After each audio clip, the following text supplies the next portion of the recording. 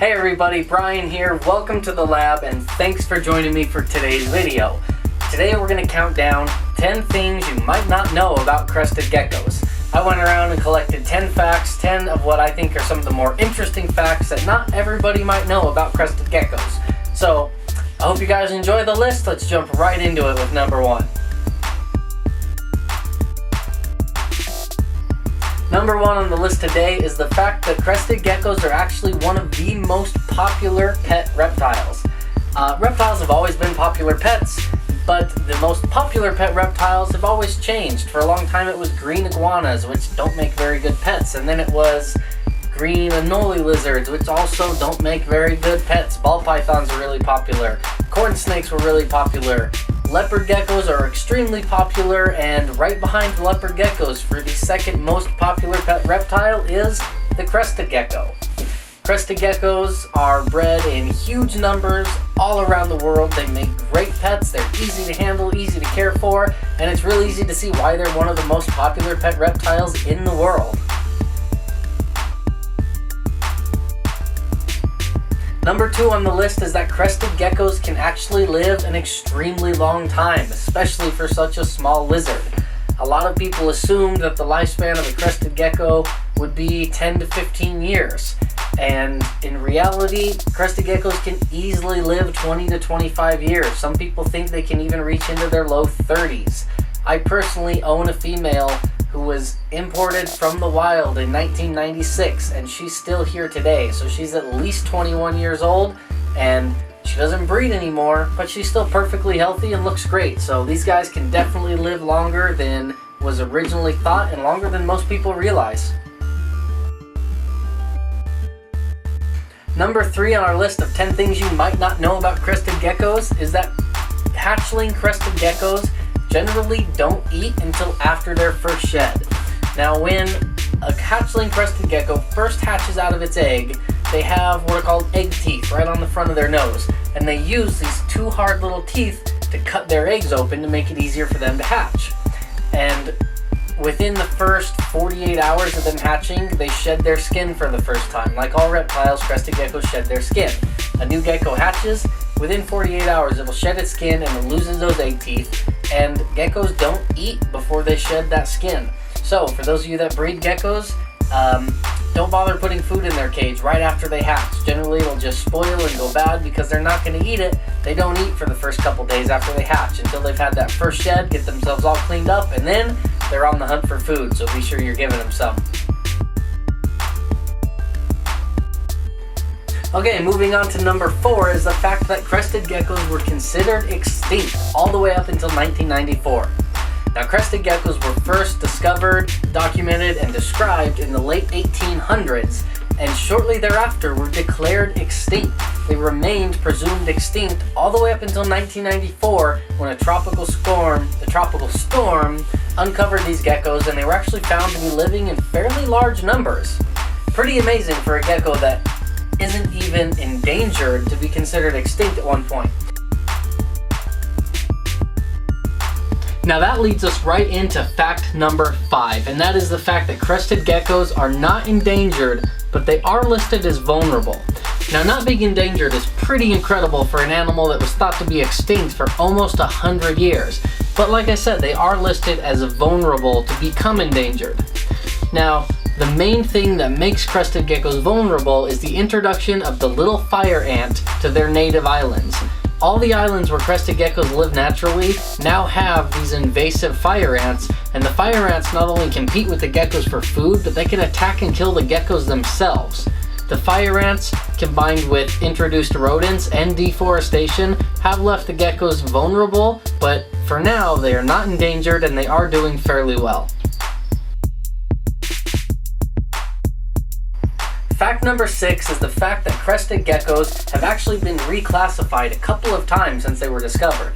When they were first discovered, they were classed in the genus Coralophus. When they were rediscovered in 1994, they were reclassified into the genus Rhacodactylus, along with gargoyle geckos, Saracenorums, Chahuas, Leachianus, and a lot of other New Caledonian species.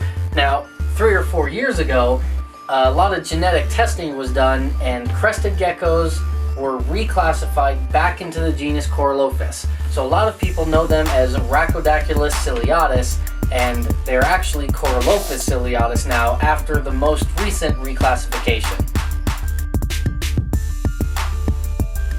Okay, we're getting down to the end of the list, and we are at fact number 7. Fact number 7 is that a female crested gecko, having only bred to a male one time, can lay fertile eggs for up to 2 years. Crested gecko females can retain sperm, so they can breed just once, retain, and lay fertile eggs for up to 2 years. Now that's pretty impressive. I think they lay 2 eggs at a time, a clutch every 35 days or so for 6-7 months a year. They can lay 20-25 eggs off of one single breeding. Pretty impressive. Alright, we're counting down the top 10 facts you might not know about crested geckos, and at number 8, we have the fact that they've actually evolved not to have tails as adults. Now obviously when crested geckos hatch, they have a fully formed tail, a fully functional prehensile tail. However, their tail is detachable, it's autonomous, so they can't drop their tail if they feel threatened or if they get attacked. Crested geckos, unlike a lot of lizards, don't regrow their tails. Now, compared to some lizards, they drop their tails fairly easily, so it is far more common for an adult crested gecko in the wild not to have a tail than it is for them to still have a tail. Most adults in the wild don't have a tail. Because of this, they've actually evolved not to have a tail as adults. So having a tail as an adult can actually be a hindrance. In captivity, we see something called floppy tail syndrome, and that is when a gecko is hanging upside down on a piece of glass. They don't have the muscle structure in their back to support a full-grown adult tail, so that tail can flop over the top of their head or sideways because they just don't have the muscles to hold it up. They don't have those muscles because in the wild, they wouldn't have that tail and they never developed those muscles.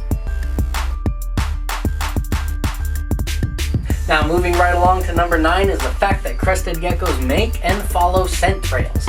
Now in the wild, crested geckos generally sleep in the same spot every day. They find a nice burrow, a tree hollow, somewhere underneath a tree root where they're safe, secure, and predators aren't going to get at them. And that's where they spend their sleeping hours during the day. Now crested geckos being nocturnal, in the evening, they wake up and they go forage for food. As they forage, they actually create a scent trail that they leave as they find food, and then when they want to return back to their burrow or wherever they're hiding, they follow that same scent trail back to their home. Now this is really interesting. A lot of people notice this when you get a new pet gecko and you put it in a brand new cage. They tend to stress out and they stop eating for a couple of weeks, and that's because their natural reaction when they're moved is to find their scent trail and follow it back to their home where they're comfortable. Obviously being in a new cage, they can't find and follow their scent trail, so they stress out a little bit until they scent mark the new area, they recognize and mark that cage as their new home, and then they're comfortable again, they'll eat, and they're perfectly happy. Alright guys, we made it all the way to number 10 in the 10 things you might not know about crested geckos. At number 10, we have the fact that crested geckos are actually one of the biggest gecko species in the world. Now, for those of us that keep them, we don't think of them as being that big. They're usually compared to other reptiles that are kept as pets, like ball pythons or bearded dragons or iguanas, and on that scale, they're pretty small. But when it comes to geckos, they're actually one of the giants. There are more than 1,500 different species of geckos, and crested geckos are among the biggest. They can be up to 8-9 inches long, and especially in weight, 70-80 grams in weight for a large adult.